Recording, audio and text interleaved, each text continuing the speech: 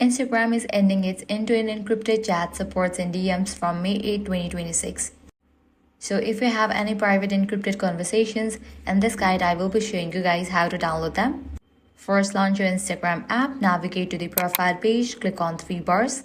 Once you're in this page, navigate to the option Account Center. Now head over to the option Your Information and Permissions. Click on the option Export Your Information. Click Create Export. Now select where you want to export your messages. Once you're in this page, you will need to fill in these details. Make sure the email address over here is valid.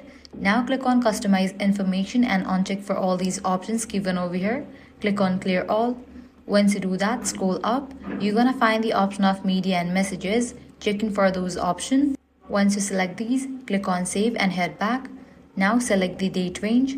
Likewise, select the format. Then select the media quality. After you customize all these information, click on Start Export.